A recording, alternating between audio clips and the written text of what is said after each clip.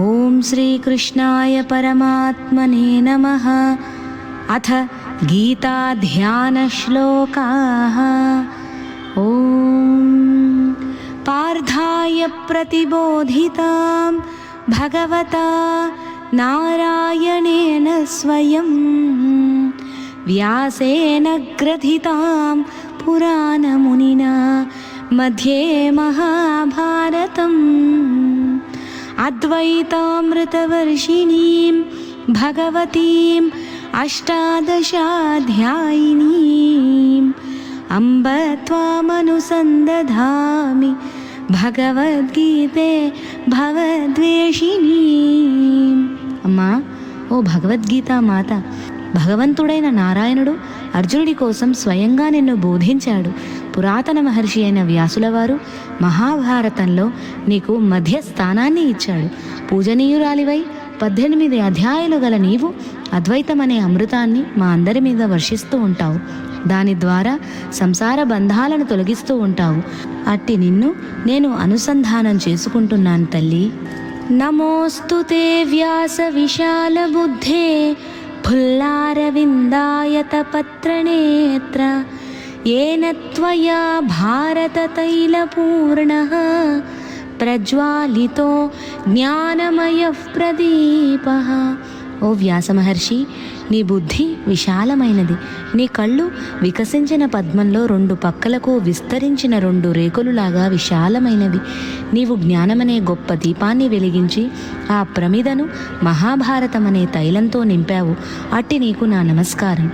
ప్రపన్న పారిజాతాయ స్తోత్రవేత్రైకపాణయే జ్ఞానముద్రాయ కృష్ణాయ గీతామృతదుహే నమః. శరణు వేడిన వారికి కల్పవృక్షం వంటి వాడు, గుర్రాలను తోలే చరణాకోలు కర్రను ఎడమ చేత్తో పట్టుకున్నవాడు, కుడి చేత్తో జ్ఞానముద్రను ధరించి ఉన్నవాడు, భగవద్గీత అనే అమృతాన్ని పితుకుతున్నవాడు అయిన శ్రీకృష్ణుడికి నా నమస్కారం. వసుదేవసుతం దేవం కంసచాణూరమర్ధనం దేవకీ పరమానందం కృష్ణం వందే జగద్గురుం. వసుదేవుడి పుత్రుడు, స్వయం ప్రకాశకుడు, కంస చానూరాదులను సంహరించినవాడు, దేవకీదేవికి పరమానందం కలిగించేవాడు, జగద్గురువు అయిన శ్రీకృష్ణుడికి నమస్కరిస్తున్నాను.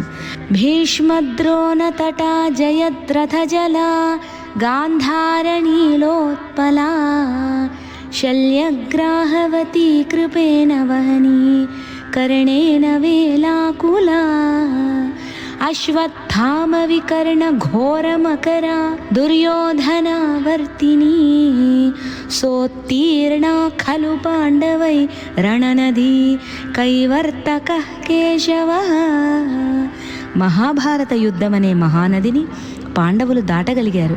ఆ నది ఎంతటిదంటే భీష్ముడు, ద్రోణుడు అనేవారు దానిని 2 ప్రక్కలా ఉన్న కట్టలు, జయద్రథుడు దానిలోని జలం, గాంధారీ పుత్రుడు దానిలోని నల్ల కలువలు, శల్యుడే దానిలో ఉండే క్రూర జలజంతువు, కృపుడు దాని ప్రవాహ వేగం, కర్ణుడి వల్ల దాని కట్టలు కదిలిపోతున్నాయి, అశ్వత్థామ వికర్ణుడు అనేవారు దానిలోని మొసళ్ళు, దుర్యోధనుడే దానిలోని సుడిగుండం. అటువంటి ఆ యుద్ధ నదిని చుక్కాని తిప్పే జాలరి శ్రీకృష్ణుడే గనుక పాండవులు దాన్ని దాటగలిగారు. పారాశర్యవచ సరోజమమలం గీతార్థగంధోత్కటం నానాఖ్యానకకేసరం హరికథా సంబోధనా బోధితం లోకే సజ్జన షట్పదైరహరః పేపీయమానం ముదా భూయాద్ భారత పంకజం కలిమలా ప్రధ్వంసిన శ్రేయసే. మహాభారత గ్రంథం ఒక పద్మం. వ్యాస మహర్షి యొక్క వాక్కులు అనే కొలనులోంచి అది పుట్టింది. అది నిర్మలమైనది. భగవద్గీతలోని విశేషార్థాలే దానిలోని ఘుమఘుమలు, రకరకాల చిన్న కథలే దానిలోని కింజల్కాలు. శ్రీహరి యొక్క కథతోనూ జ్ఞానబోధలతోనూ అది వికసించి ఉంటుంది. లోకంలో ఉన్న సజ్జనులంతా తుమ్మెదలై దాని రసాన్ని రోజురోజు సంతోషంగా పానం చేస్తున్నారు. అది కలిదోషాలను సంహరించే శక్తి కలది. అట్టి మహాభారత గ్రంథమనే పద్మం మనకు శ్రేయస్సుని కలిగించుగాక.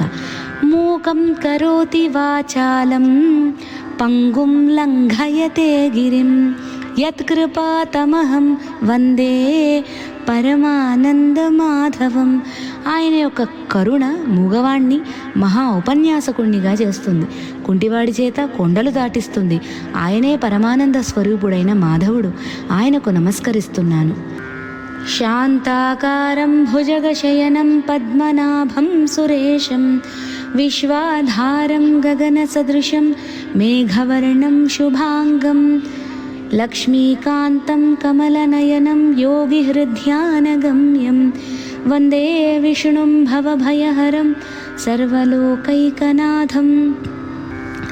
శాంతమైన స్వరూపం గలవాడు, శేషశయ్యపై పవలించినవాడు, నాభిలో పద్మం గలవాడు, దేవతలకు ఈశ్వరుడు, విశ్వం మొత్తానికి ఆధారమైనవాడు, ఆకాశం వలె అతి సూక్ష్మమైనవాడు, నీలిమబ్బుల వంటి రంగు గలవాడు, శుభప్రదమైన అవయవాలు గలవాడు, లక్ష్మీదేవితో కలిసి మనోహరంగా ఉన్నవాడు, పద్మాల వంటి కన్నులు గలవాడు, యోగుల హృదయాలలో ధ్యాన సమయంలో కనిపించేవాడు, సంసార బంధాలనే భయాలను పోగొట్టేవాడు, సర్వలోకాలకు ఏకైక నాథుడు అయిన శ్రీ మహావిష్ణువును నేను నమస్కరిస్తున్నాను. యం బ్రహ్మా వరుణేంద్ర రుద్రమరుతస్తున్వంతి దివ్యైస్తవైః వేదైః సాంగపదక్రమోపనిషదైః గాయంతి యం సామగాః ధ్యానావస్థితతగ్ధతేన మనసా పశ్యంతి యం యోగినః యస్యాంతం న విదుః సురాసురగణాః దేవాయ తస్మై నమః. ఇలాంటి వాడని చెప్పడానికి వీలులేని ఒక దేవుడున్నాడు. బ్రహ్మదేవుడు, వరుణుడు, ఇంద్రుడు, రుద్రుడు, వాయుదేవుడు ఆయనను దివ్య స్తవాలతో స్తుతి చేస్తూ ఉంటారు. వేదగాన సమర్థులైన మహర్షులు పదం, క్రమం, ఉపనిషత్తులు వంటి అంగాలతో కూడిన వేదాలతో ఆయననే కీర్తిస్తున్నారు. మహాయోగులు ధ్యాన స్థితిలో తదేకలగ్నమైన మనస్సుతో ఆయన్నే దర్శిస్తున్నారు. దేవతలకు, రాక్షసులకు కూడా ఆయన యొక్క అంతేమిటో తెలియదు. అటువంటి ఆ స్వయం ప్రకాశమానుడైన దేవుడికి నమస్కారం. నారాయణం నమస్కృత్య నరం చైవ నరోత్తమం దేవీం సరస్వతీం వ్యాసం తతో జయముదీరయేత్. జీవులకు అంతిమ గతి అయిన నారాయణ మహర్షికి జయము జయము. జీవులలో ఉత్తముడైన నరమహర్షికి జయము జయము. స్వయం ప్రకాశమానురాలైన సరస్వతీమాతకు జయం జయము. వ్యాసమహర్షికి జయము జయము. మహాభారతానికి జయము జయము. పురాణాలకు జయము జయము. సచ్చిదానందరూపాయ కృష్ణాయ క్లిష్టకారిణి నమో వేదాంత వేద్యాయ గురవే బుద్ధి సాక్షిని. సచ్చిదానంద స్వరూపుడు, పనులను సులువుగా నేర్పుగా చేసేవాడు, ఉపనిషత్తుల ద్వారా తెలుసుకోదగినవాడు, జీవుల మనస్సులకు సాక్షి అయినవాడు అయిన ఆ శ్రీకృష్ణ పరబ్రహ్మ గురువుకి నమస్కారం. సర్వోపనిషదో గావః దోగ్ధా గోపాలనందనః పార్థో వత్సః సుధీర్భోక్తా దుగ్ధం గీతామృతం మహత్. ఉపనిషత్తులన్నీ కలిసి ఒక గోవు, పాలు పితికేవాడు శ్రీకృష్ణుడు, అర్జునుడే ఆవుదూడ. సద్బుద్ధి గలవారంతా ఆ పాలకు భాగస్వాములే. మహత్తరమైన గీతామృతమే ఆ పాలు. గీతాశాస్త్రమిదం పుణ్యం యః పఠేత్ ప్రయతః పుమాన్ విష్ణోః పదమవాప్నోతి భయశోకాదివర్జితః.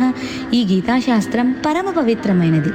నియమము, ప్రయత్నము కలవాడైన వాడు, దీన్ని అధ్యయనం చేసేవాడు భయము, శోకము మొదలైన సంసార బంధనాలన్నీ తొలగి విష్ణు సన్నిధిని పొందుతాడు. ఏకం శాస్త్రం దేవకీ పుత్ర గీతం ఏకో దేవో దేవకీ పుత్ర ఏవ ఏకో మంత్రస్తస్య నామాని యాని కర్మాప్యేకం తస్య దేవస్య సేవా. దేవకీపుత్రుడు శ్రీకృష్ణుడు గానం చేసిన గీత ఒక్కటే మాకు శాస్త్రం. ఆ దేవకీదేవి పుత్రుడే మాకు ఏకైక దేవుడు. ఆయన నామాలే మాకు మంత్రాలు. ఆ దేవుడి సేవ ఒక్కటే మా పని అని చెప్తూ ఈ గీతా ధ్యాన శ్లోకాలు సంపూర్ణమవుతున్నాయి.